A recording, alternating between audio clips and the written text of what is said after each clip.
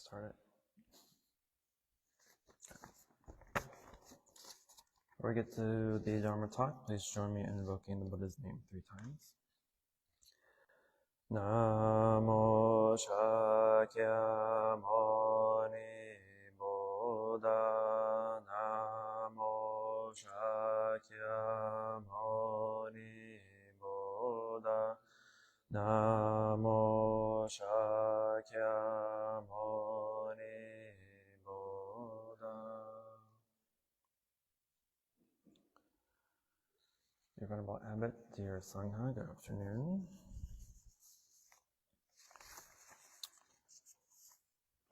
I will be continuing on the last 5 of Samantabhadra's 10 great vows. We've started on this Samantabhadra journey as we concluded the 28th chapter of the Lotus Sutra, which was mostly dedicated to Samantabhadra Bodhisattva. And since Samantabhadra is one of the main tattvas, it's beneficial to cover his 10 great vows, which are to pay respect to all Buddhas, to praise the thus come ones, to practice profoundly the giving of offerings, to repent and reform all karmic hindrances, to rejoice in others' merits and virtues, to request the Dharma will be turned, to request that the Buddhas remain in the world, to always follow the Buddha's teachings, to constantly accord with all living beings, and to transfer all merit and virtue universally. So we've covered the first 5 last week, right? It was last week. So I will conclude the 10 vows, hopefully, of time. So the 6th vow is to invite or to request that the Buddhas stay in the world, or to request that the Buddhas turn the wheel of Dharma. And so this is where we have or make the vow to invite all the Buddhas or any enlightened beings to share their teachings for the benefit of all beings. And so if we know of a being who had just attained enlightenment, for instance, we go to them and ask them to help others, right? Because as we know, there is so much suffering in the world. So if there was someone who was able to traverse the sea of suffering and cross over to the shore of enlightenment, then we want to have them be able to teach others and help others to cross over that same shore of same sea of suffering onto the shore of enlightenment. And so we go to them and we ask them to turn the wheel of Dharma, right? And so the metaphor of turning the wheel of Dharma is essentially the movement of Dharma in our world, right? What does a wheel do? The wheel moves. It can take you from point A to point B. But if it's sitting there, it doesn't do anything. It's stagnant. It's just collecting dust. So likewise, when we don't want the Dharma to collect dust, we ask the Dharma teachers or the Buddhas and the Bodhisattvas, any enlightened beings, to teach the Bodhidharma and the Buddha Dharma, to turn the wheel of Dharma. Meaning that by teaching the Dharma, by allowing the Dharma to continue to exist, it will continue to last through our world, through our life. The 7th vow is to request that all Buddhas remain in the world. So now that we've requested the Buddha to teach the Dharma, now we also ask them to stay in the world, to stay with us, to not enter nirvana right away. Because as an enlightened being, we have the ability, the enlightened being has the ability to essentially control when they die and how they die, right? And so since for most beings who attained enlightenment, they choose to go ahead and enter nirvana. The Buddha, Shakyamuni, was actually almost one of those beings as well. Because when he finally attained enlightenment, he knew that the Dharma was hard to attain, hard to be fully comprehended. He didn't believe that the beings of his time had the capacity to fully understand, to fully comprehend, to fully practice the Dharma, and to fully attain enlightenment. So he was on the verge of accepting his enlightenment and entering nirvana. But fortunately, a Brahma, God, I believe, descended and asked him, begged him to stay in this world, begged him to teach the Dharma to living beings so that they too can escape their suffering and enter nirvana. And so there's a phrase in that request that we still use till this day. And that phrase is that the beings of this world have little dust in their eyes, right? Meaning that we are not perfect beings just yet. And our eyes aren't fully closed to the Dharma. It's not fully open to the Dharma either. But think of when you're walking, when it's windy or if it's dusty outside, right? We squint our eyes so that stuff doesn't get into our eyes. So likewise, most of us squint our way through life. We don't really fully see everything, nor do we not see anything at all. Right? It's just enough for us to kind of make out what's in front of us. And so whenever we request Dharma from request teachings from Dharma teachers, we use that same phrase, that the beings of this world have little dust in their eyes, to please accept the request for Dharma.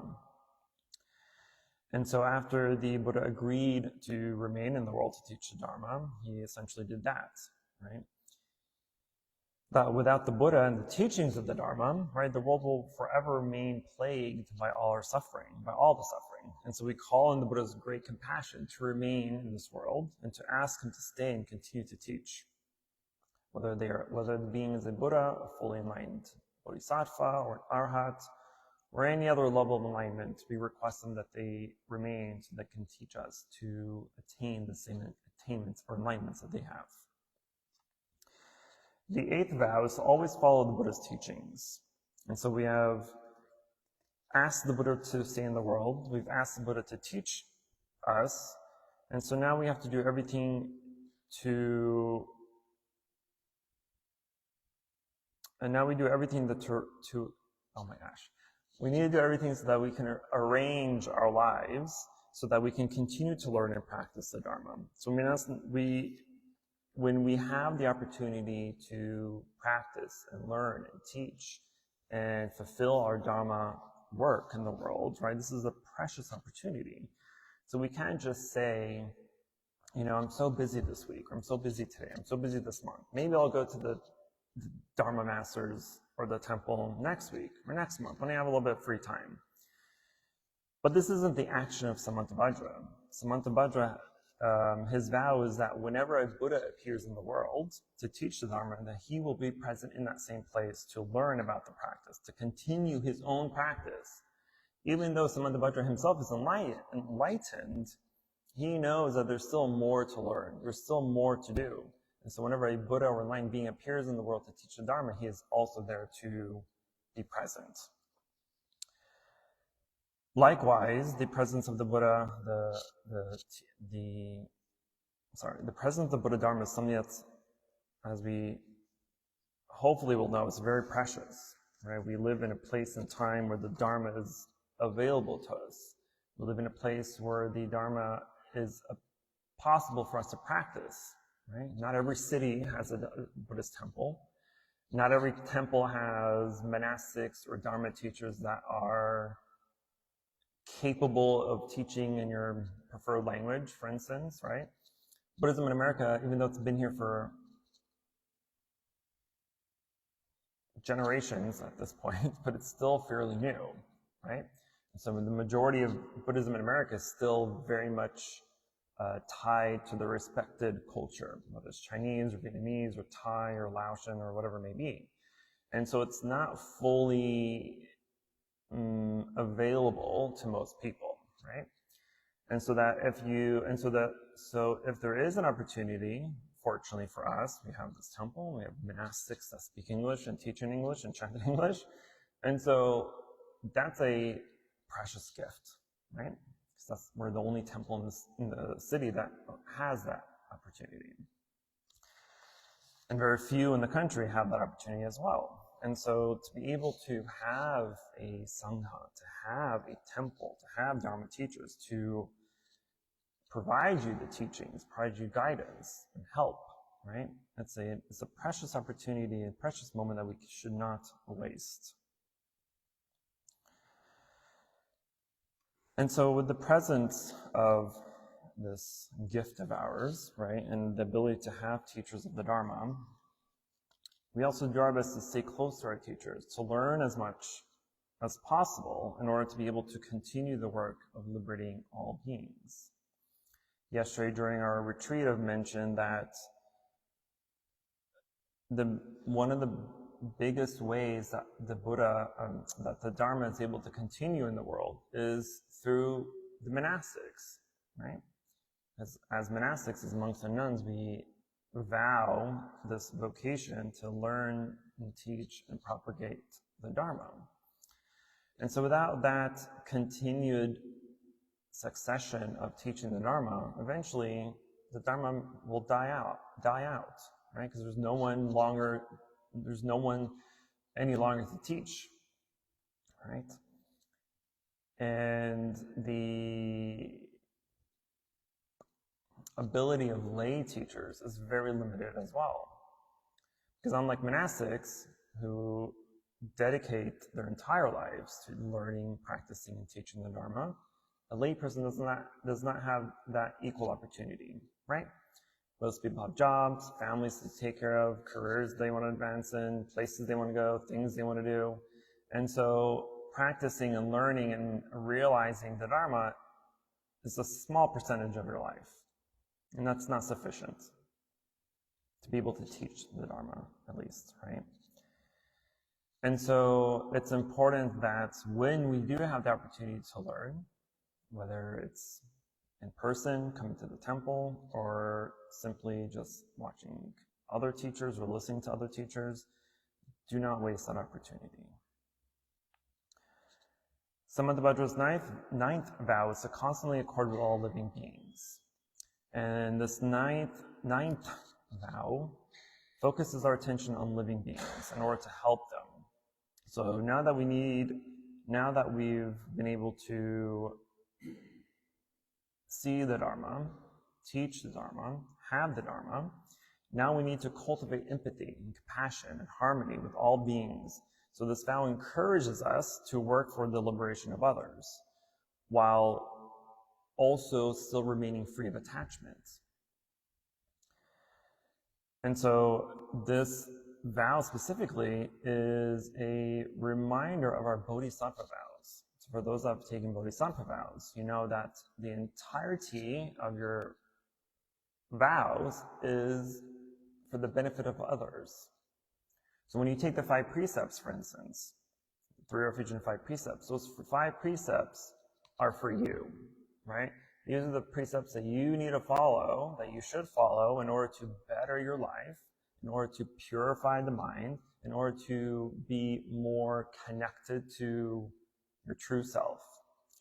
But then when you take Bodhisattva vows, the vows now shift from you to all other beings. Now that you've had time to help yourself, now that you've had time to comprehend the Dharma, to practice the Dharma, to hopefully have some sort of realization, now you need to share that to others. And so you take Bodhisattva vows. And the entire aspect of a Bodhisattva is to generate the mind of bodhicitta, right, which is the altruistic wish to want to attain enlightenment for the benefit of all beings. You take that vow and you use it to help other beings attain enlightenment as well. Basically, not being selfish. Because there's a lot of, at least in Theravada Buddhism, right, where their highest attainment is arhat, is an arhat. But even as an arhat, they don't really wish to remain in the world to help people, right? Their entire goal is simply to attain enlightenment and fly away to nirvana. right? But as Mahayanists, I don't think I've ever used that word out loud before. As Mahayanists who practice the ideal of the Bodhisattva, we shift that perspective from seeking enlightenment just for yourself to seeking enlightenment for the benefit of others. And so we practice not to just receive the benefits of the Dharma, but to act as the hands and the arms of the Buddha to help others as well. So this allows us to get in touch with living beings, right? To see their suffering as our own suffering, to look upon others as our object of our practice, so that we can always be in accord with them, responding to their needs, and considering them as our own family. Yesterday, we also spoke how we are all interconnected. We're all interrelated. We all come from the same stardust, right? Yeah, we look different, we act different, we speak different. But essentially, take all that away, if you unskin yourself, we're all going to look the same underneath that, right? There's no way you can tell what skin color they were, how long their hair were, what color their eyes was, none of that. So we're essentially really all the same. And so when we have that mentality that someone else is no different than yourself, it shifts the perspective that it's not me and them, it's not Buddhists and non-Buddhists, it's not men and women, there's no distinction of those types of superficial observations. And so when you're able to remove that kind of obstacle, remove that bias, then it becomes much easier to be able to connect with people. Because think of the way you people watch. Don't tell me you don't people watch. And I know every single one of you people watch in some way, shape, or form. There's always a judgment. There's always a little critique happening in your mind. What are they wearing? Why are they walking like that? Why are they talking like that? Why is this person homeless? Why are they begging for money? Why are they begging for food?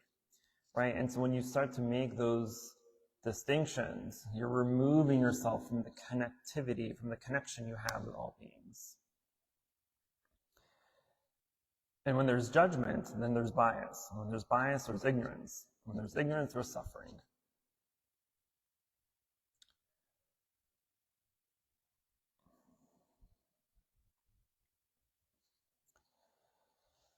This aspect of the practice, though, is based on our understanding that by serving living beings, we are serving the Buddha. Since everyone is a Buddha to be, right, we're all future Buddhas, that means by helping living beings is the same as serving and helping the Buddha. That's why when we bow to each other, we're not bowing to Max or to Leon or to Kai. We're bowing to the future Buddha that is to be of Max, the future Buddha that is to be from Leon, the future Buddha that is to be from Kai, right? And so when we're able to serve our community, serve all beings, we're serving future Buddhas. To serve Buddhas is the highest merit. It's the highest virtue that you can do. The last vow, the 10th vow, is to transfer all merit and virtue universally. This is Samantabhadra's great action of transferring all of the merits of our practice to the realization of enlightenment. This causes our bodhicitta, our aspiration to realize enlightenment for the sake of all beings, to grow moment by moment. So that every act of body, speech, and mind that we have, every act of body, speech, and mind we have made in the direction of good has created a store of positive energy. Now that we follow Samantabhadra's vows, we gather up and transfer all this great store of spiritual energy to that practice that leads us to full enlightenment and to the liberation of all beings. So we vow to become entirely transformed and fully enlightened, so that we together, fully enlightenment together with all other sentient beings. And that's another piece of a bodhisattva's vow, is that they will not enter nirvana, they will not enter final liberation until all other sentient beings have also attained full enlightenment. And so we can use these vows as kind of a blueprint of how we need to live our lives as bodhisattvas or aspiring bodhisattvas. I've mentioned several times already that when whether you take bodhisattva vows or any other vows, it's important to try to make your own vow. When monks and nuns take full ordination, within the ordination ceremony, right, the preceptors encourage you to follow the example of Samantabhadra's vows, right? Because Samantabhadra, along with Manjushri, Bodhisattva, are the main bodhisattvas of great wisdom. Manjushri is a bodhisattva of great wisdom, and Samantabhadra is a bodhisattva of great action. And so together, they create the perfect practitioner, right? Because what do we need to do as practitioners? What activities do we need to do as practitioners? To fully develop our Dharma practice, to fully develop our bodhicitta, to fully be on the path of enlightenment, what do we need to do? What things do you need to do? Let me make it a little bit less broad. What do you need to do? Eightfold Path, so that's practice. Practice. What else? Other than practice, what do we need to do? Or meditation. There's always meditation.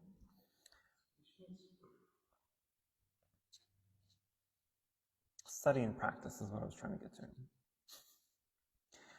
And so, Manjushri, the Bodhisattva of great wisdom, is the study aspect of our Dharma lives. And Samantabhadra is the action, the practice of our Dharma lives. And so together we create a correct mind to fully develop our intentions for enlightenment. Because you cannot just study and know stuff. That's just knowledge, superficial knowledge. There's no deep understanding. You may read something superficially and be like, okay, that totally makes sense to me, right? But having something make sense to you is different than fully grasping that teaching or Dharma and fully realizing it. Because when there's a difference between saying, oh yeah, I read this totally makes sense, right? And you understand this, it makes sense to you. But the difference between that and realizing it, having that full realization, is there's a fundamental shift in the mind that happens when a realization happens. And there's no way you can miss it, right? When a realization happens, you know this is a realization. You know that this is something that's profound, right? And there's no labeling it, right?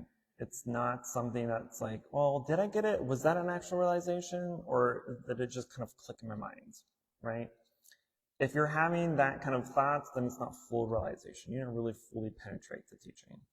But when it does happen, you just know. You may even cry a little bit. I say that jokingly, but it's totally factual. I've cried several times. Because just the pure wisdom that's attained when something like that happens is so profound. It's so touching. It just opens up your eyes, opens up your mind to something that is beyond comprehension in just simple words, simple language. That's why to try to describe enlightenment it's impossible. We can't truly describe enlightenment with words because it's beyond words. It's beyond space and time. It is something that is so profound, so pure, and so original. I don't know why I use that word original, but it is the fundamental nature of all living beings. But because of our past lives and past misdeeds and the constant just buildup of unwholesome or negative actions in past lives and present lives, that purity of the enlightenment starts to get dusty. But as we practice the Dharma, as we start to really truly practice and study and have those realizations, you start to slowly dust off that mirror, right? And I've used the example of the mirror a lot because it's my favorite example. Think of a foggy mirror after a hot shower, right? You look into this mirror and it's all fogged up, so you really can't see yourself, right? You see maybe the whiteness of your surroundings, and you see maybe this little blob that is you, right? But you really can't tell. You just know that something is probably there. And so we use our wet towel to kind of wipe off this fog, but then that leaves streaks and little fuzzies, right? It's not clean necessarily, but it's better. So then maybe we decide to use our hands, right? So the hands takes off all the fuzzies, but now it's still streaky. So it's still entirely clean. Then we decide to use a paper towel or a dry towel and we wipe it off. And now it gets cleaner and cleaner as we use different methods. And these different methods is our practice. The more we practice, the more we apply those teachings into our practice and develop them and realize them, our Buddha mirror becomes clearer and clearer until finally all the dust, all the streaks, all the fuzzies of our fogged up mirror is entirely clean. So it's not just by one swoop that it's clean, right? So it's a progression. And since we're not Zen Buddhists who fully believe in sudden enlightenment, right? We work toward progressive enlightenment so that the enlightenment progressively gets longer and longer and stronger and stronger. Because little mini enlightenments happen to us all the time, right? Maybe while you're sitting down in meditation, maybe when you're reading something or just doing something that's super mundane like cleaning or doing laundry, you have a realization of something that just clicks and you're like, you have this profound realization. But it doesn't last very long, right? Maybe it's a few seconds, you're like, oh my God, this one makes sense. This is crazy. But then it kind of disappears. And then you have another one, maybe a few days, few weeks, few months, few years later, that happens. And so we get these little mini bursts of enlightenment, of realizations every once in a while. So our goal is to extend those moments of enlightenment, extend those moments of aha, right? By wanting to get them stronger and longer. And eventually, it becomes permanent. Your entire mind's enlightened. Your entire life is enlightened. There's no need for the struggle of trying to get it. It's there. You're all there.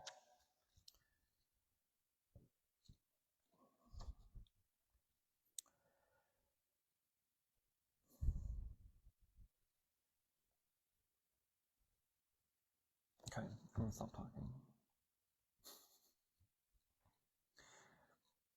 I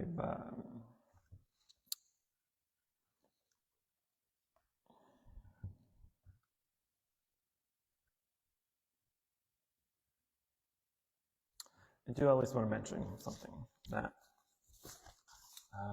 was a topic of discussion during yesterday's retreat. And we had our informal tea ceremony, where we just essentially just sat, drank tea, and chatted. But one of the main topics I brought up was the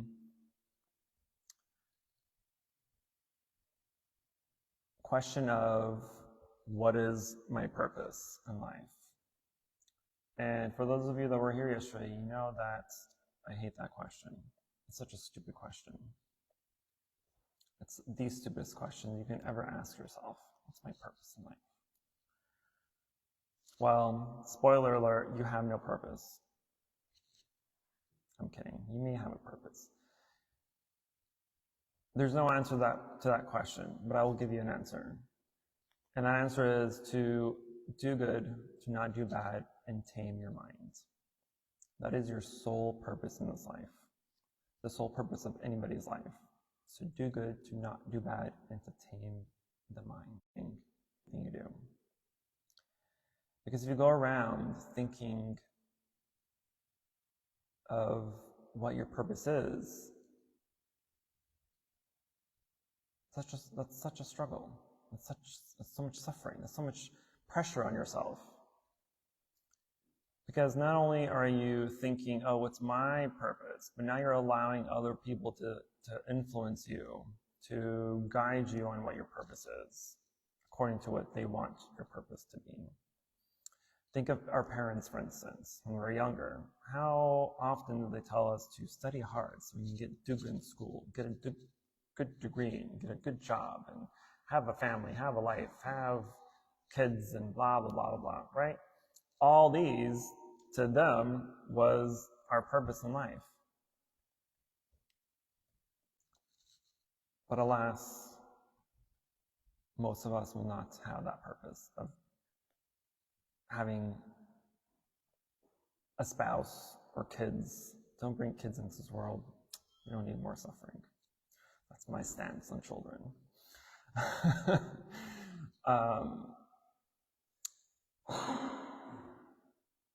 But that's a question that arises during our practice, during our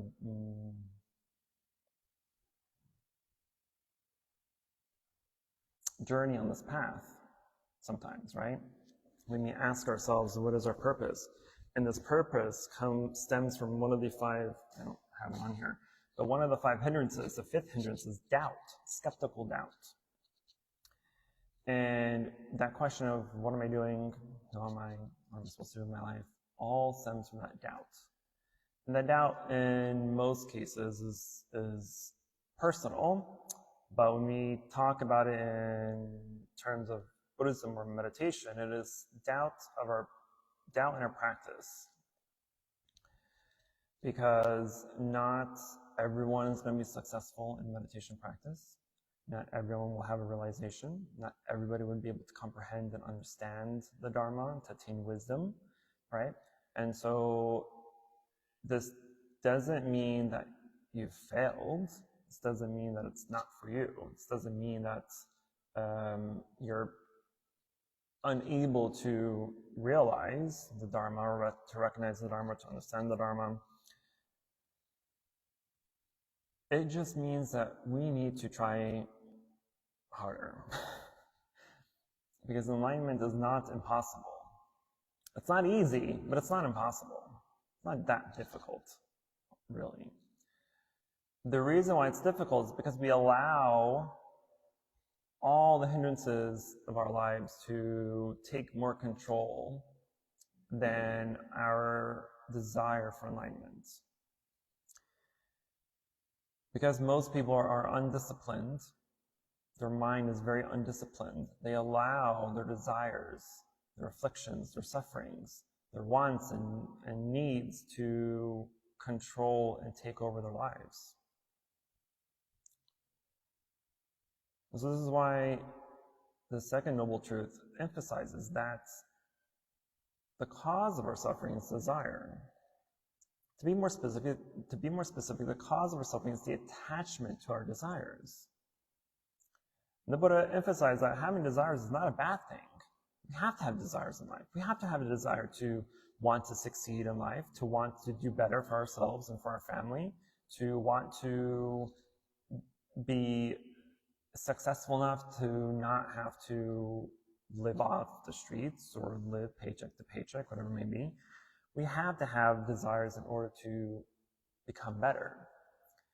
The problem, however, is some of our desires become attachments.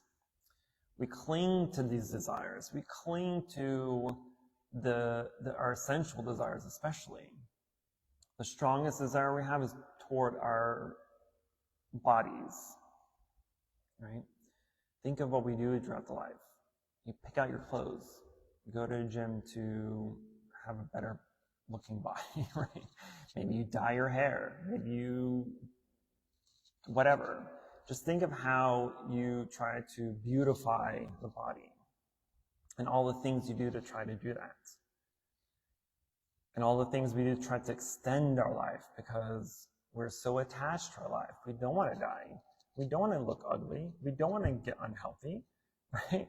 And so we're so averse to those natural things in life that we do everything we can in our power to slow it down, to even stop it,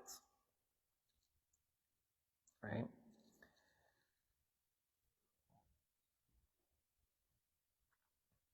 But think of whenever a desire arises, it's very important to ask yourself why that desire arose. Where does that desire stem from? Why is achieving or reaching that desire so important? I guarantee you the majority of your answers will probably be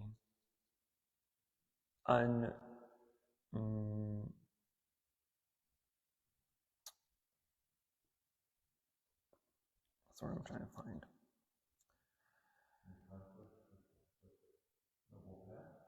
In conflict with the noble path. That's a good way to say it. It's a nicer word than what I was going to say.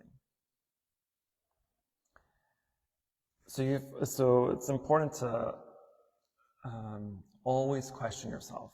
Always question your thoughts, your thinking, your speech, and your actions.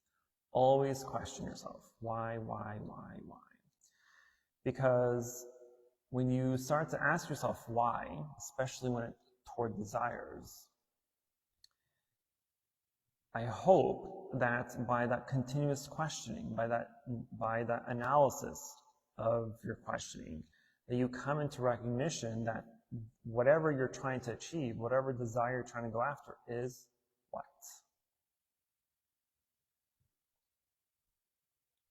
What is everything in life, in the world, in the universe? What is it, ultimately? Impermanent. So this desire of having a nice car, nice house, nice hair, nice clothes, fancy watch, I don't have watch. All these things are impermanent. They won't last forever. They may last for a very long time, but they won't last forever. So what's the point of clinging to them? What's the point of attaching to these things? So the true purpose of our practice is to be able to recognize impermanence in all things. Recognize that even your ideas, your perceptions, your opinions, all these are also impermanent. Think of your childhood. Think of something you've liked or didn't like in your childhood. Did you eventually grow up to like it or dislike it? Are your thoughts and opinions the exact same 10 years ago than they are now? No. So why are we so obsessed with ourselves? Why are we so obsessed with anything that's outside of ourselves? Because all your suffering and all your happiness is in complete control, is in your complete control. There is nobody in the world that can cause you suffering or happiness. Why? Because someone thereof suffering is created in their own life. Yes.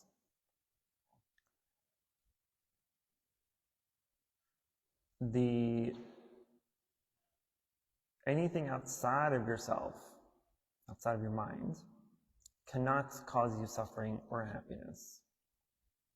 They're simply the conditions that allowed your mind to create the causes of suffering or happiness. But the action of whatever had happened in and of itself did not cause you happiness or suffering. It is dependent on your perceptions and your ideas and your likes and dislikes that concluded that this is happiness or this is suffering. So when someone's insulting you, calling you names, calling you out, degrading you, or whatever they're saying can affect you. There's no way for it to affect you. But the only reason it does is because you've allowed it to affect you. Because we're self-righteous, egotistical idiots.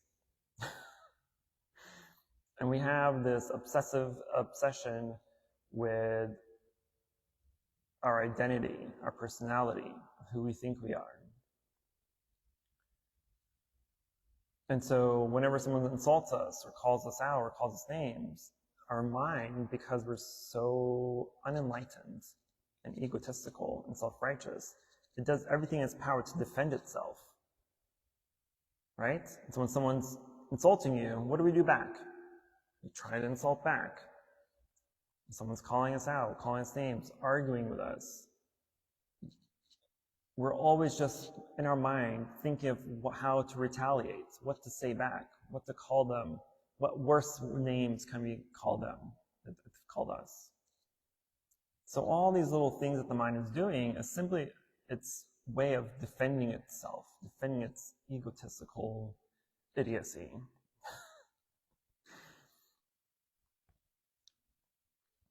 But if we start to become more aware, more awake, then we can come to the realization that those words have no power on you. They can't. If they have power, it's because you've allowed it. You gave it power. Words in themselves have no power. The sutras that we read, the mantras that we chant, the prayers that we recite, none of that has any power whatsoever. It only has power when we give it power, when we allow it to influence us. And so when we read the sutras, right, the sutra itself can't really do anything. But it's the mind, it's us that have to do the work, have to do the analysis, have to do the contemplation in order to see the truth within the sutra. The sutra itself can't be true and false all at the same time.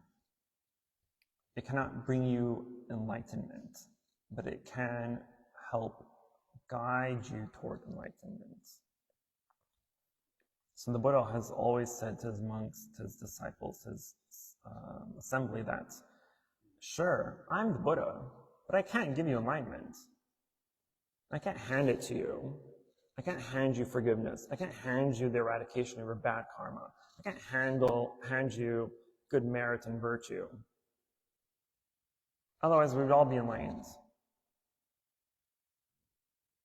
So this is recognition that we need to do the work. We need to put in the effort.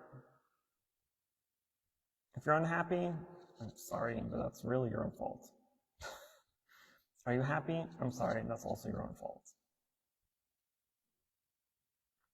So think it cannot emphasize enough that when you're in difficult situations, whether it's an argument, even happy moments, analyze those moments, analyze those feelings you're having, whether they're positive or negative. You have to ask yourself why. And I guarantee you, your answer will always be because of something, or because of someone. If that's the case, that is not true happiness. When we were discussing the 5 jhana factors yesterday, the third and fourth jhana factor is joy and bliss. Joy is the type of joy that arises without any situational cause, meaning that nothing happened that caused you to find that joy in meditation. Nothing happened outside of yourself that caused that bliss in the mind to happen. It is happiness and joy and bliss without any situational cause. Nothing caused that to be happy. It is true, pure happiness. And when it is achieved during meditation, again, you might cry. Which is a good thing. Don't worry about it. Cry. I want you to be bawling. Because the simple act of touching that pure happiness, it is beyond anything else you will ever experience in your life. And I'm thankful that it's happened to all the Dharma masters throughout the past 2,600 years, because now we have continued opportunity to do that. And then when you experience it, there's nothing more that you will want than to continue experiencing that more and more for longer and longer periods of time. Heck, you may be like me and be like, you know what, my life isn't worthy, I need to become a monk or a nun. Those little fleeting moments that happen, that occur, those little mini realizations were not enough. I needed more. I needed it to be consistent. I needed it to be permanent. And here I am. Okay. Now I will actually stop. Questions, concerns, emotional outbursts.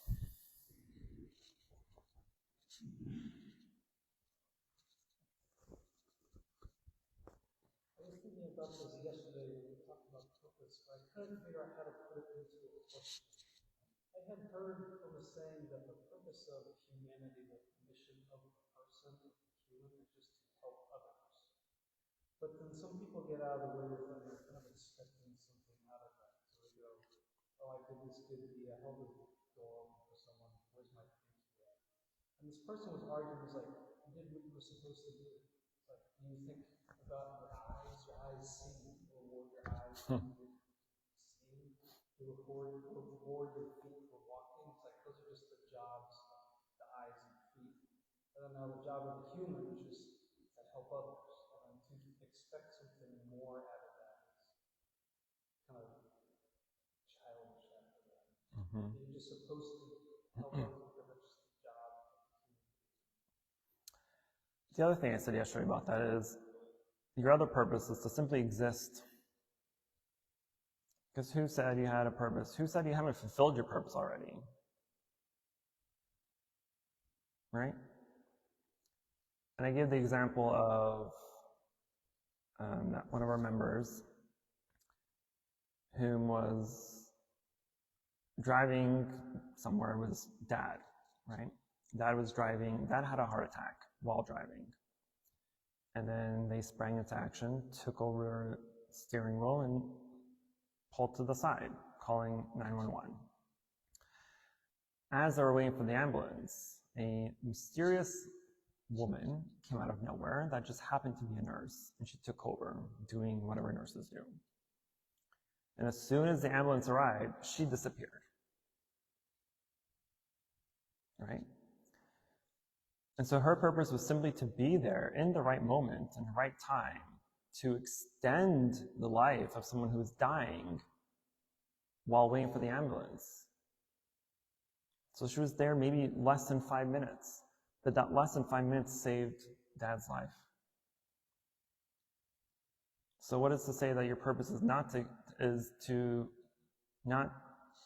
who's to say that your purpose isn't to just exist so that you can be that one random person in someone's life that does something that can save them from tragedy? You don't have to be a doctor or a lawyer or a Buddha to help. You simply just need to be there.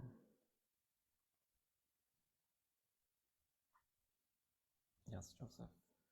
My purpose usually comes with understanding doesn't really exist. So a purpose becomes a mask of a character that you either develop from outside stimuli or through your sensations throughout life. You identify a purpose because you're attached to the nature of sense of perceptions and also the idea of a destination. But there is no destination, there is no purpose, there is no actual I, so to speak.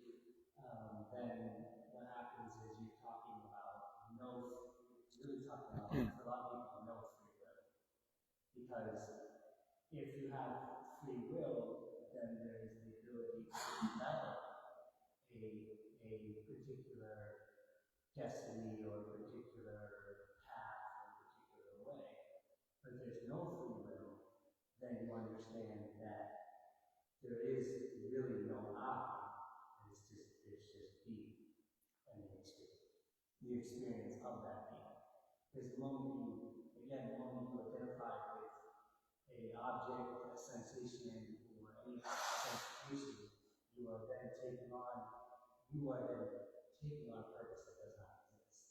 But then you're also kind of flexing this, there's free will in this. So I decide what it is, I make it up, I do it, but it's still centered on that. It's still centered on that I. By definition, it's like I decide my purpose, I do this. So there's, you know what I mean? So as soon as you associate yourself with free will, you're basically beginning to an I. Is that kind of true in a sense?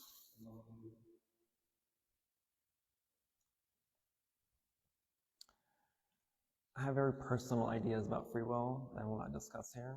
That's no reason to be.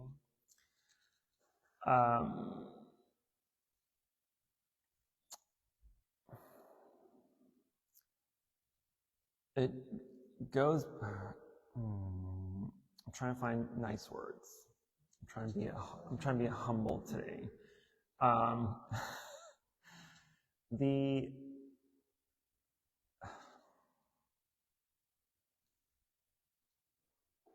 trying to find nice words. Give me a moment. I'll let Leon speak while I'm thinking of appropriate PG words.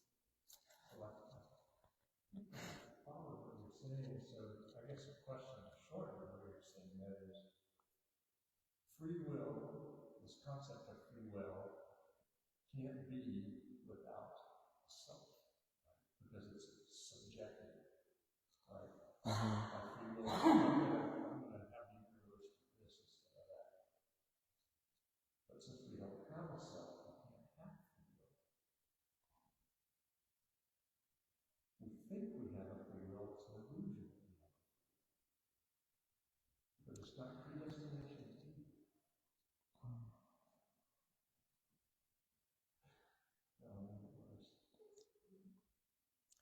I'm trying not to allow my personal opinions influence my answer.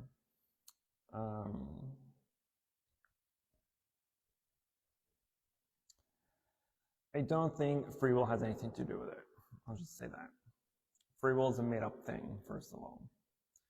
Self is also a made-up thing. So on both sides of the coin, it's false regardless. I think the better question to ask is, why is it necessary to have a purpose? Who said we have to have a purpose? Where did this idea of purpose come from? Right?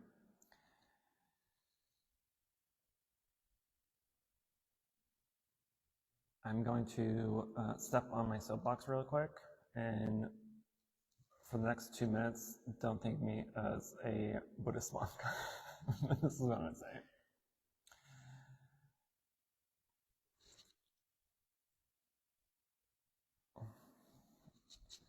I forgot what I wanted to say.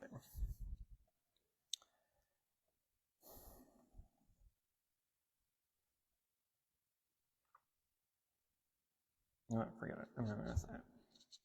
I'm just going to dig deep into this rabbit hole if I continue on. But point is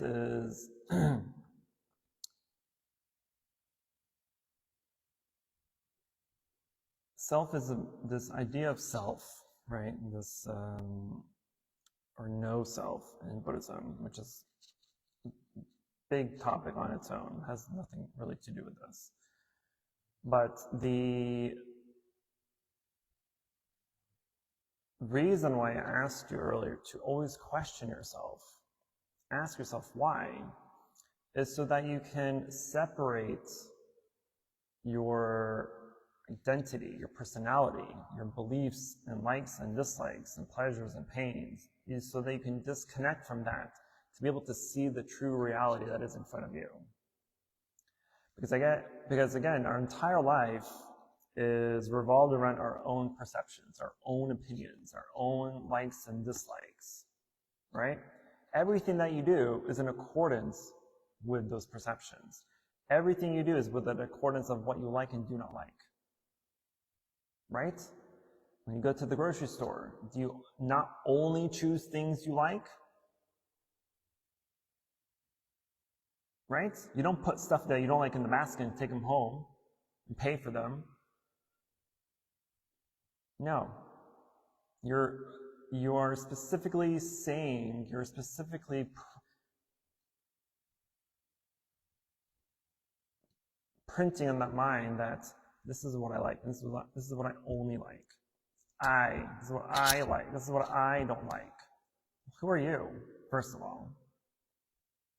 Actual question you can ask yourself, who am I? And so if you're able to disconnect that from asking yourself why, then a realization comes into place where you hopefully will recognize that this person that I call Quang or Leon or Max isn't this superficial being that's picking out the stuff that I like and don't like. This is simply a skin suit that we unfortunately were born into. Not unfortunately, fortunately, born into, because now the skin suit gives us the ability to uncover this falsehood, uncover our true being.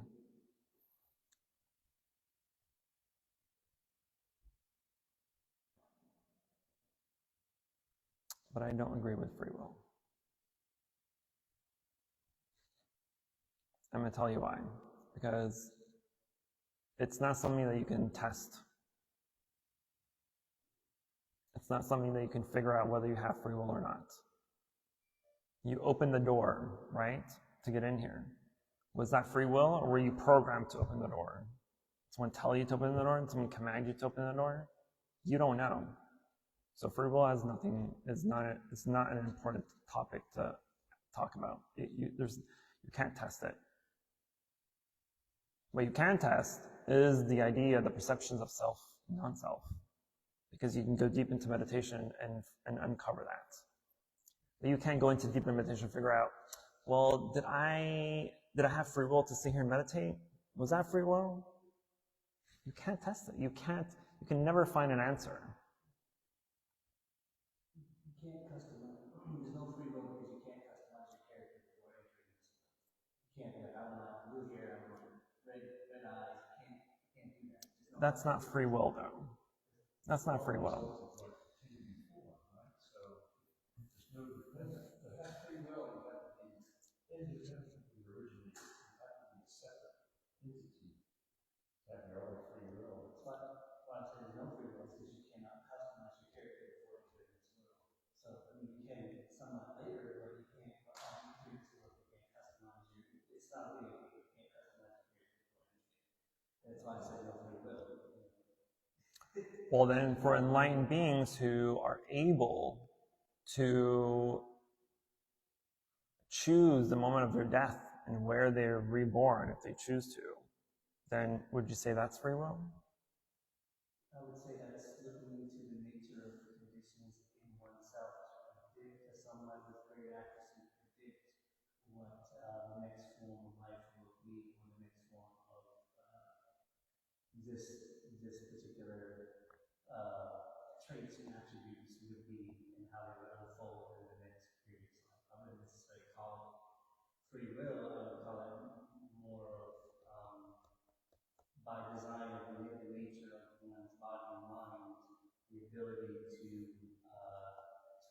in both aspects and how you know which aspects will continue on to the next life, depending on whether or not you reach either nirvana or moksha, liberation, one of those things. I mean, if it's in the cards, it's in the cards. If not, it's not. You know?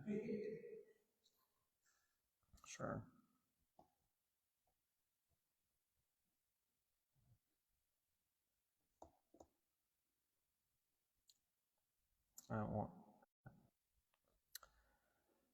Okay, we've gone over time. So we will transfer the merit, then go to chanting as usual.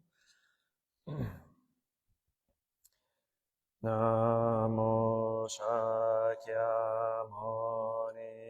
Buddha Namo Shakyamuni Buddha Namo Shakyamuni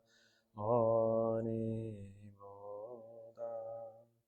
Any positive karmic action we've accumulated here today, we wish to transfer the merit to all sentient beings and wish them full enlightenment.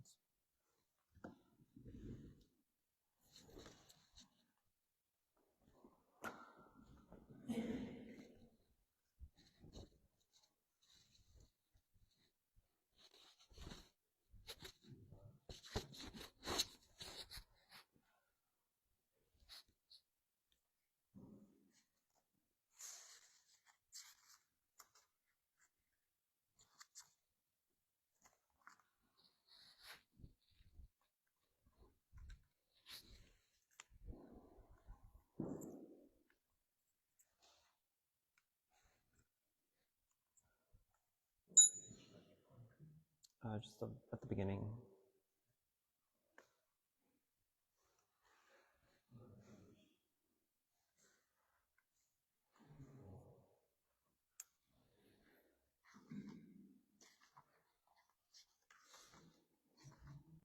Page 1.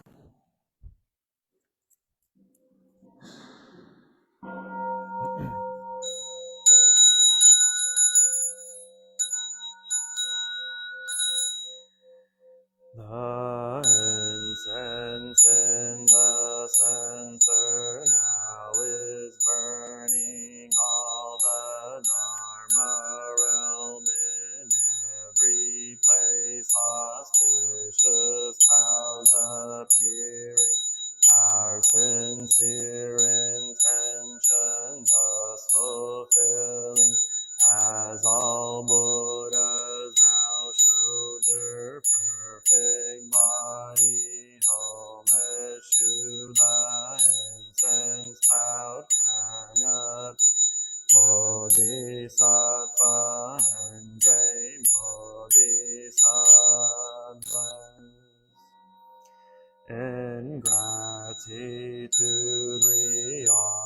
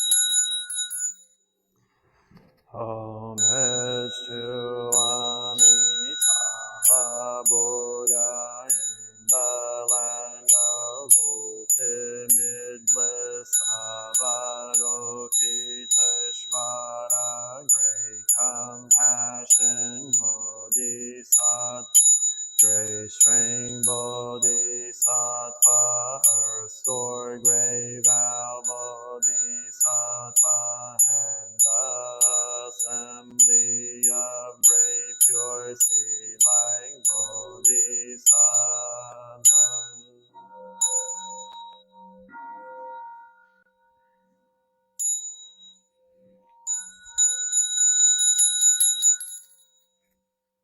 Please sit down.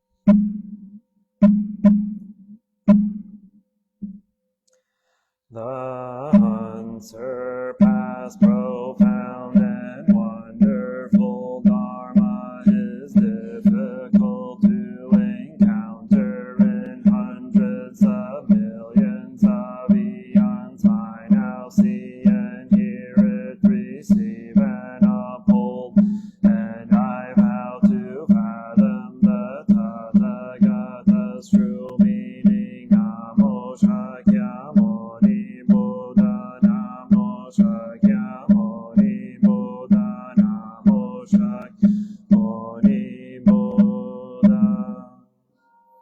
A pilgrim briefly in this world, I am grateful and joyful to hear the Lotus Sutra. How hard to be born a human egg, but I might hope to hear once more the Lotus Sutra. The Buddha moon is hidden, the son of Maitreya not yet arisen. In the long night's darkness, in between, only the Lotus Sutra sheds its light. The wonderful Dharma of the Lotus Sutra, whoever copies it, reads it, lives it, they say will be called preacher. The fivefold Dharma with his 6 roots cleanse in the end. He who chants the Lotus Sutra is guarded by a heavenly host. He wanders though without fear like a lion king. Namo Sadharma Pundarika Sutra, Namo Sadharma Pundarika Sutra, Namo Sadharma Pundarika Sutra. Please go to tab 3, page 50. Namo Lotus Assembly of Buddhas and Bodhisattvas. Namo Lotus Assembly of Buddhas and Bodhisattvas. Namo Lotus Assembly of Buddhas and Bodhisattvas. The Sutra of the Lotus of the Wonderful Law, Chapter 8, Prophecy of Enlightenment for 500 disciples. At the time the world-honored one spoke and said, "You monks, listen carefully. The way followed by the sons of the Buddha, because they are well learned in expedient means, is wonderful beyond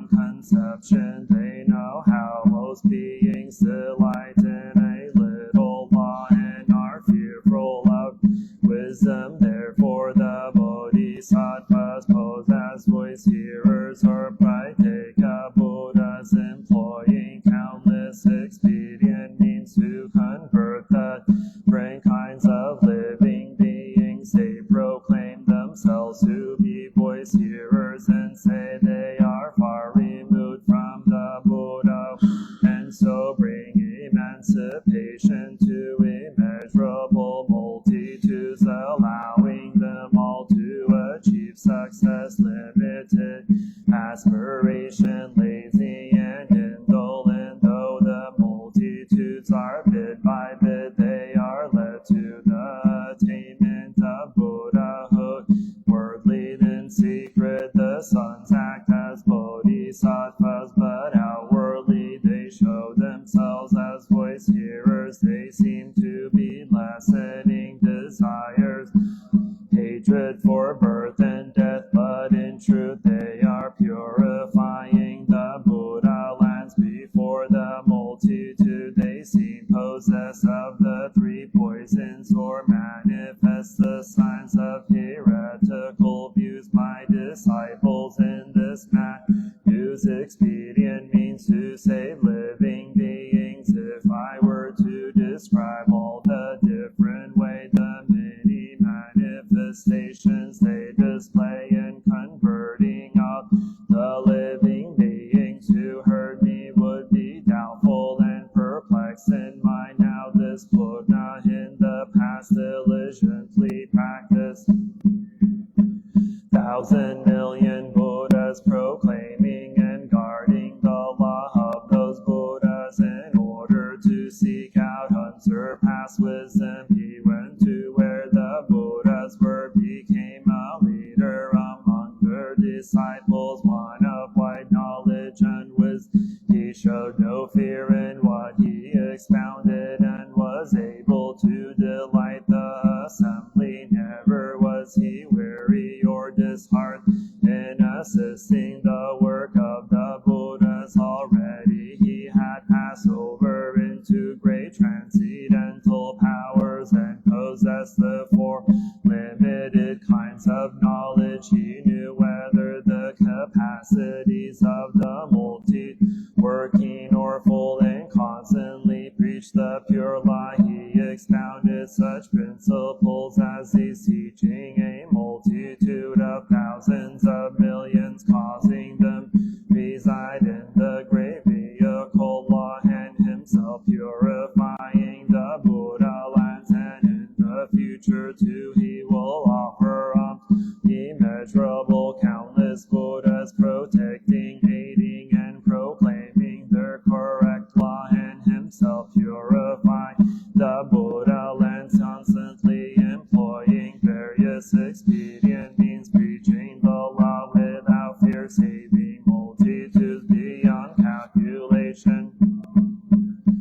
Lies comprehensive wisdom he will offer to the thus come ones, guarding and upholding the treasure storehouse of the law. And later he will become a Buddha, known by the name Law Bright. His land will be called good and pure, and will be composed of the seven treasures. The Kalpa will be named Treasure Bright. The multitude of sattvas will be very numerous, numbering immeasurable millions, all having passed over into great transcendental powers, endowed with dignity, virtue, strength, filling the entire land. Voice hearers too will be numberless, with the three understandings and 8 emancipations, having attained the 4 unlimited kinds of knowledge. Such as these will be the monks of the order. The living beings of that land will all be divorced from lewd desires. They will be born in a pure manner, process of transformation, with all the features adorning their bodies with dharma, joy, and meditation, delight to of other food. There will be no gender there, and none of the evil paths of existence. The monk Purna was one, the fullest, and will acquire a pure land such as this, with its great multitude of worthies and sages. Of the countless matters pertaining to it I have now spoken only in brief. At the Ajanta Kundi taken that to be sufficient. We are like a poor and impoverished man who went to the house of a close friend. The house was a very prosperous one. He was served many trays of delicacies. A friend priceless jewel, sewed it the lining of the poor man's robe, gave it without a word, and then went away. And the man, being asleep, knew nothing of it. After the man had journeyed here and there to other countries, seeking food and clothing to keep himself alive, find it very difficult to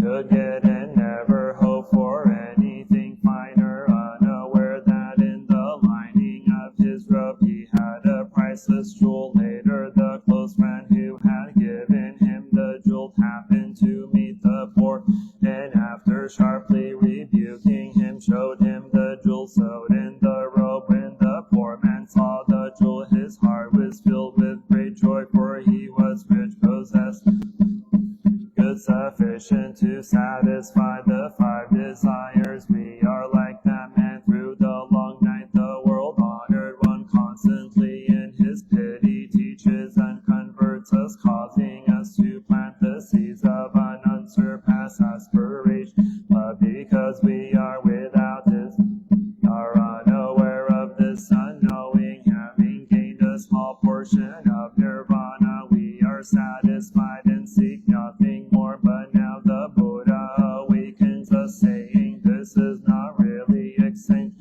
When you have gained the Buddha's unsurpassed wisdom, then that will be true extinction. Now we have heard from the Buddha these prophecies and descriptions of adornment, and how each in turn will bestow a prophecy on his success. And in body and mind we are filled with joy. Chapter 9, prophecies conferred to learners and adepts. At the time the world honored spoke to the assembly and said, I now say to the monks that Ananda, upholder of the law, will give alms to Buddhas.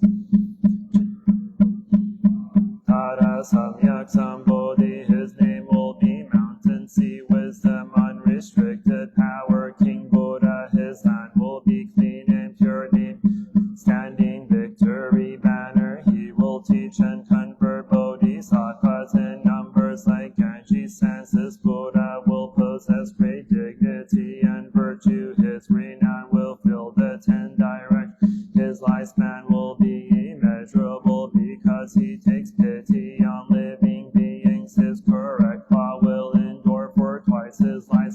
His counterfeit law twice that again, as numerous as Ganges sands will be the countless living beings who in the midst of the Buddha's law will plant causes, conditions leading to the Buddha way. At the time Ananda spoke in verse, saying the world honored one very rarely met with his, caused me to recall measurable Buddhas as though I had heard it today. Now I have no more doubts, but dwell securely in the Buddha way. As an expedient means I act as attendant, guarding and upholding the law of the Buddhas. At the time spoken verse, saying when I was crown prince, Rahula was my eldest son. Now that I way he receives the Dharma and is my Dharma son. In existences to come he will see immeasurable millions of Buddhas as eldest son. To all of them with a single mind will seek the Buddha way. The covert actions of Rahula I alone am capable of knowing. He manifests himself as my eldest son, showing himself immeasurable millions, thousands, 10,000s of blessings beyond count. He dwells securely in the Buddha's law, and thereby seeks a surpassed way. These 2,000 voice hearers who now stand in my presence, on all of them I bestow up that in a future existence they will become Buddhas. The Buddhas to whom they offer alms will be numerous as the dust. Guard and uphold the Dharma storehouses, and after that will gain Anuttara-sam. 10 directions, and all will share the same name and designation, all at the same time.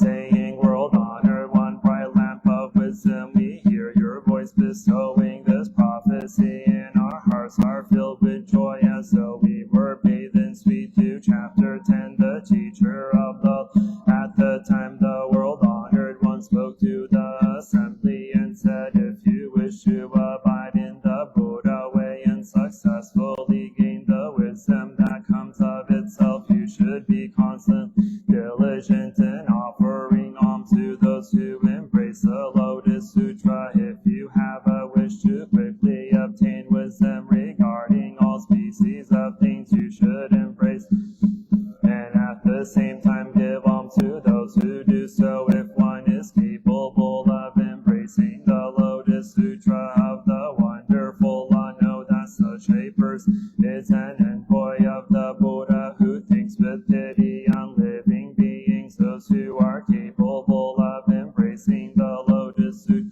of the wonderful law relinquish their claim to the Pure Land, and out of pity for living beings are born here. Know that persons such as these really choose where they will be born and choose to be born in this evil world.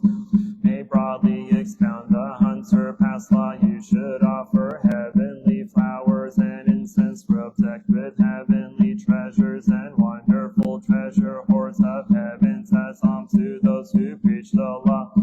Evil world following my extinction, if there are those who can embrace this sutra, you should press your palms together in reverence and offer alms to them as you would to the world honored.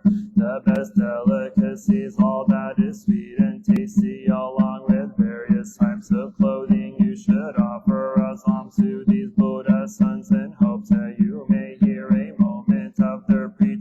If there are those in a later age who can accept and embrace the sutra, they are my envoy sent out among the people to perform the thus come one's work. If for the space of a kalpa one should constantly mind destitute of good with angry looks would revile the Buddha, he will be committing an offense of immeasurable gravity. But if toward those who read, recite, and embrace the sutra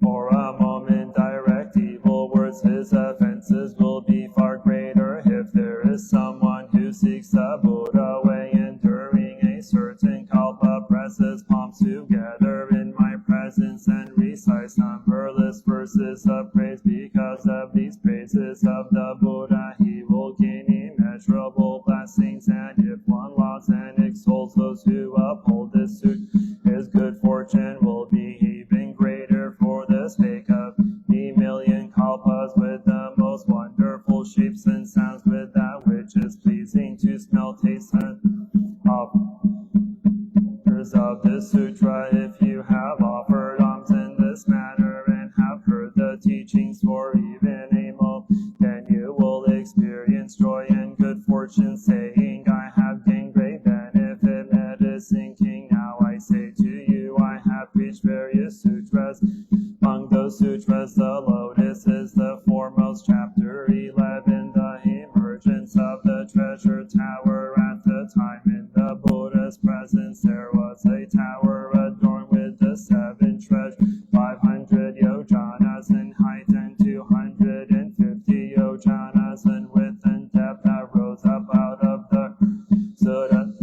In the air, various kinds of precious objects adorned it. It had 5,000 railings, 1,000, 10,000 rooms, and numberless streamers and banners decorated.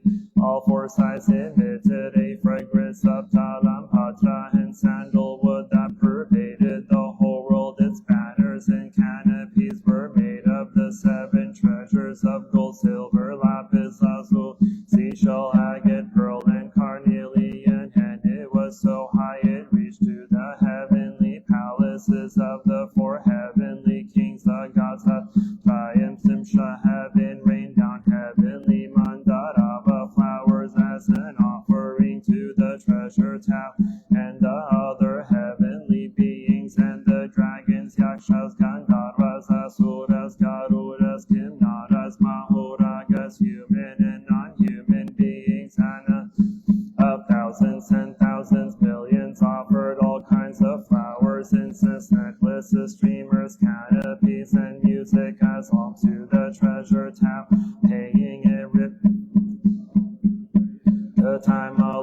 voice issued from the treasure tower, speaking words of praise. Excellent, excellent, Shakyamuni, world-honored one, that you can take the great wisdom of equality, a law to instruct the Bodhisattva, guarded and kept it in mind by the Buddhas, the Lotus Sutra of the wonderful law, and preach it for the sake of the great assembly. Shakyamuni, world-honored, all that you have expounded is the truth. At the time there was a Bodhisattva and Mahasattva named Great Joy of Preaching, who understood the doubts that were minds of the heavenly and human beings, asuras and the.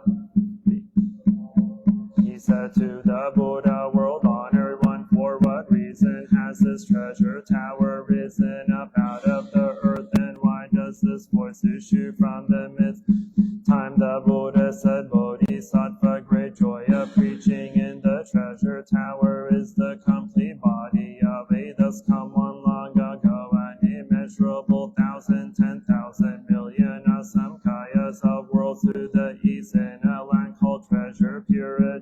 There was a Buddha named many treasures. When this Buddha was originally practicing the Bodhisattva way, he made a great vow, saying, if after I have become a Buddha and entered extinction in the lands in the 10 directions, there is any place where the Lotus Sutra is preached, then my feet, in order that I may listen to the sutra, will come forth and appear in that spot to testify to the sutra and praise its excellence. At the time the world-honored to the assembly and said, this holy Lord, this world-honored one, though he sentient long ago, still seats himself in the treasure tower of the law. You, for the sake of the law, this Buddha passed into extinction an endless number of kalpas ago, but in the many places he comes to listen to the law, because such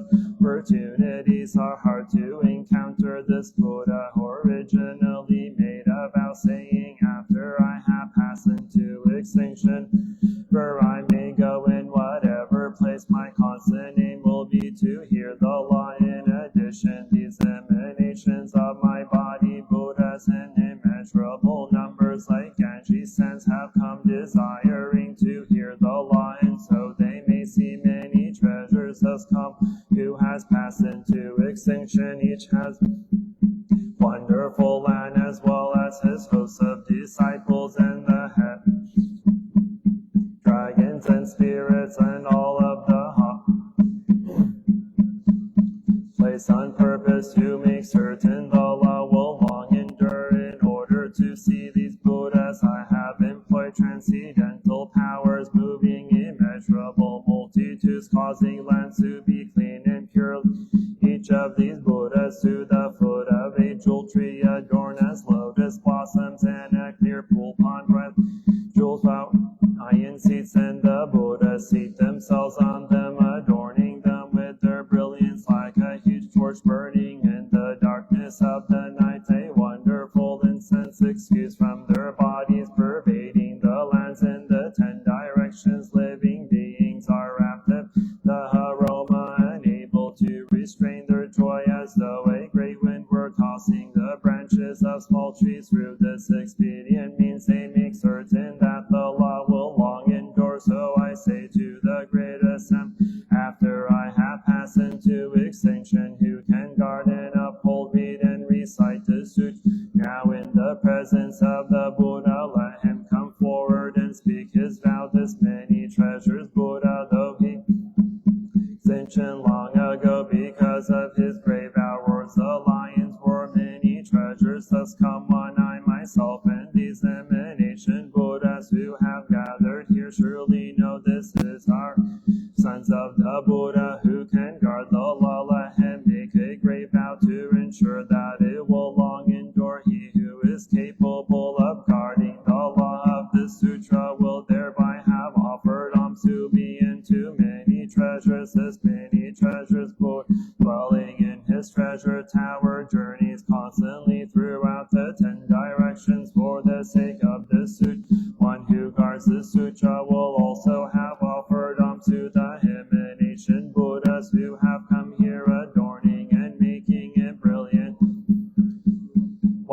preaches this sutra, he will be able to see me and many treasures. Thus come one and these emanation Buddhas, all you good men, each of you must consider carefully. This is a difficult matter, it is proper you should make a great vow. The other sutras number as many as Kanji sends, but though you expound the sutra, that is not worth regarding as difficult. If you were to seize Mount Sumeru and far off to the measureless Buddha lands, that too will not be difficult. If you use the toe of your foot to move the 1,000,000,000 full world, booting it far away to other lands, that too would not be difficult. If you stood in the summit of being heaven and for the sake the assembly preached countless other sutras, that too would not be difficult. But if after the Buddha has entered extinction in the time of evil, you can preach the sutra, that will be difficult indeed. If there were a person who took the empty sky in his hand and walked all around with it, that would not be difficult. But if after I have passed into extinction, one can write out and embrace the sutra and cause others to write it out, that will be difficult indeed. If one took the great earth, placed it on his toenail and ascended heaven, that would not be difficult. But if after has passed into extinction in the time of evil, one can even for a little while read the sutra, that would be difficult indeed. If when the fires come at the end of the kalpa, one can load dry grass on his back and enter the fire without being burned, that would be difficult. But after I have passed into extinction, if one can embrace the sutra and expound it to even one person, that would be difficult indeed. 2,000 doctrines, the 12 divisions of the sutras, and expound it to others, causing listeners to acquire the 6 transcendental powers. The one could do that, that would not be difficult. After I have entered extinction, if one can listen to and accept the sutra and ask about its meaning, that would be difficult indeed. If a person, thousands, 10,000s, millions, immeasurable numbers of living beings equal to Kanji sense who become arhats endowed with the 6 transcendental powers, the one might confer such benefits, that would not be difficult. But after I have entered extinction, if one can honor and embrace a sutra such as this one, that would be difficult indeed. Sake of the Buddha way in immeasurable numbers of lands from the until now I have widely preached many sutras, and among them this sutra is foremost. If one can uphold this, he will be upholding the Buddha's body. All you good men, distinction who can accept and uphold, read and recite this sutra now in the presence of the Buddha. Let him come forward and speak his vow. This sutra is hard to uphold. If one can uphold it even for a short while, I will surely rejoice, and so will the other Buddhas. And who can do this wins the admiration of the Buddhas. This is what is meant by valor. This is what is meant by diligence. This is what is called observing the precepts and practicing dutta. This way one will quickly attain the unsurpassed way. And if in the future existences one can read and uphold this sutra, he will be a true son of the Buddha, dwelling in a land spotless and good. If after the Buddha has passed into extinction, one can of this sutra, he will be the eyes of the world for heavenly and human beings. If in that fearful age one can preach the sutra for even a moment, he will deserve receive alms from all heavenly and human beings. Go to tab 9, page 171. Heart of the Prajna Paramita, the Bodhisattva Avalokita, while moving in the deep course of Prajna Paramita, shed light on the 5 skandhas and found them equal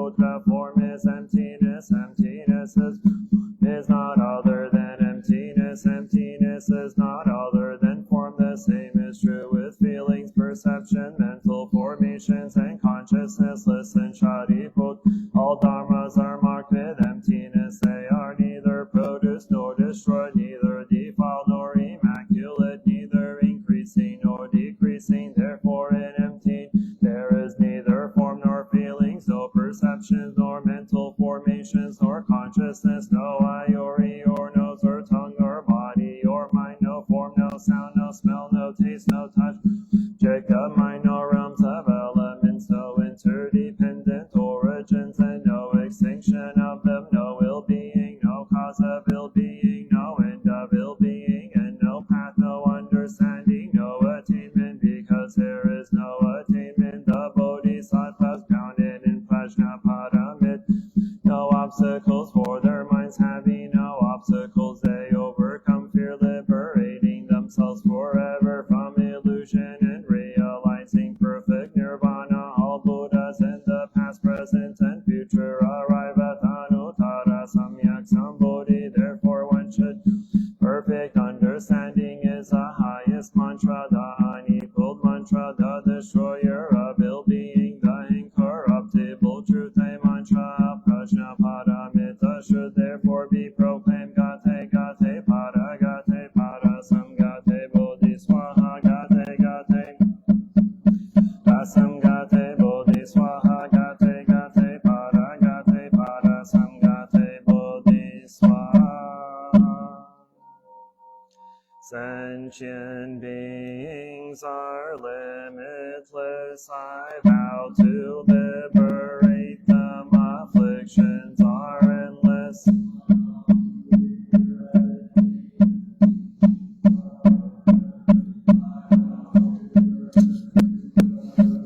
Supreme, I vow to attain it. I vow that from now until the end of my life and in all future lives until I attain Anuttara Samyak Sambodhi, that I will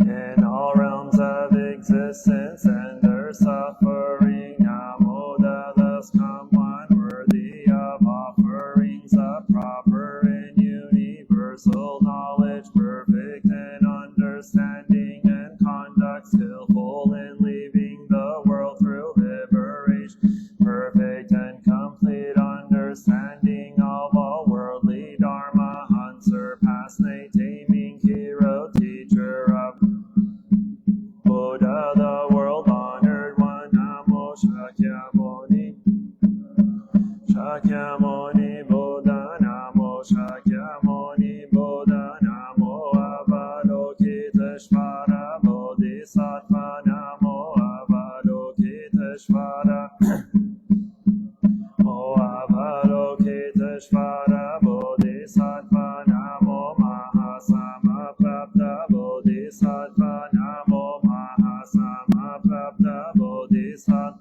Namo Mahasamapapta Bodhisattva, Namo Shittigarbha Bodhisattva, Namo Shittigarbha Bodhisattva, Namo Shittigarbha Bodhisattva, Namo Manjushri Bodhisattva, Namo Manjushri Bodhisattva, Namo Manjushri Bodhisattva, Namo Samantabhadra Bodhisattva, Namo Samantabhadra, Namo Samantabhadra Bodhisattva, Namo Maitreya Bodhisattva, Namo Maitreya Bodhisattva, Namo Maitreya Bodhisattva, Namo great pure seed-like Bodhisattvas, Namo great pure seed-like Bodhisattvas, Namo great pure seed-like Bodhisattvas, Namo Deva guarding Bodhisattvas, Namo Deva guarding Bodhisattvas, Namo Deva guarding Bodhisattvas.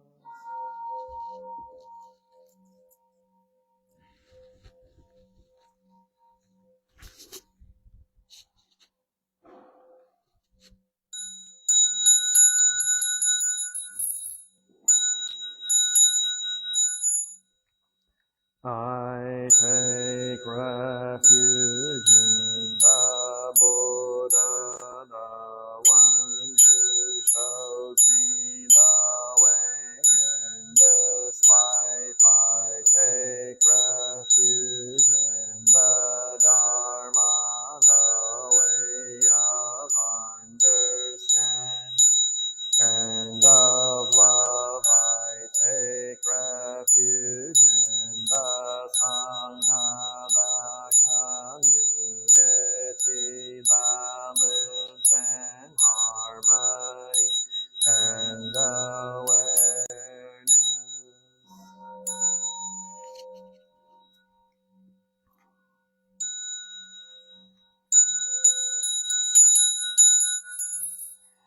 Dwelling in the refuge of Buddha, I clearly see the path of light and beauty in the world. Dwelling in the refuge of Dharma, I learn to open many doors on the path of transformation.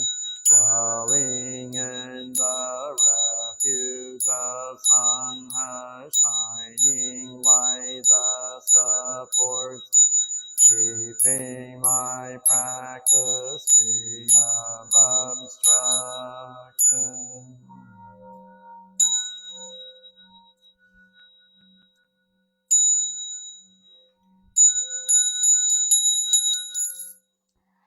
Taking refuge in the Buddha, in myself I aspire to help all people recognize their own awakened nature, realizing the mind of love, taking refuge in the Dharma.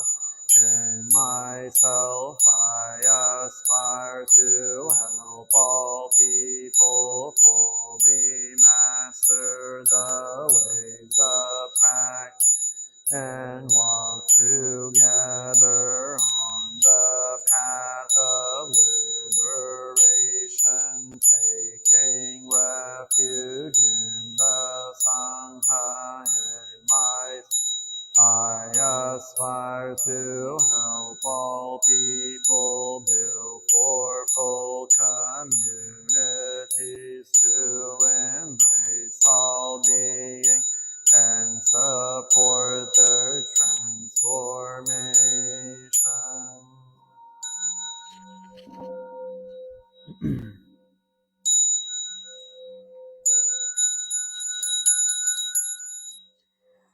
Reciting the sutras, practicing the way of awareness gives rise to benefits without limits. We vow to share the fruits with all beings.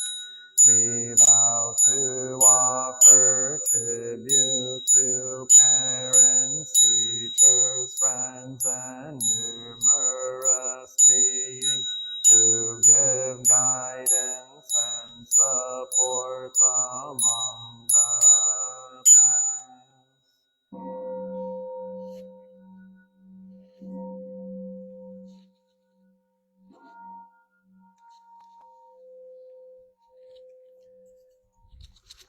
Namo Shakyamuni Buddha. Friendly reminder that in a couple of weeks we have our New Year Great Compassion Blessing Ceremony. It's a mouthful. So it'll be on New Year's Day, which is obviously the 1st of January. You believe that's a Wednesday, right? Maybe? I think so. But we'll do that in lieu of our regular evening chanting, so it'll still be at 6:30 p.m. on New Year Day. Thank you. Namo Shakyamuni Buddha.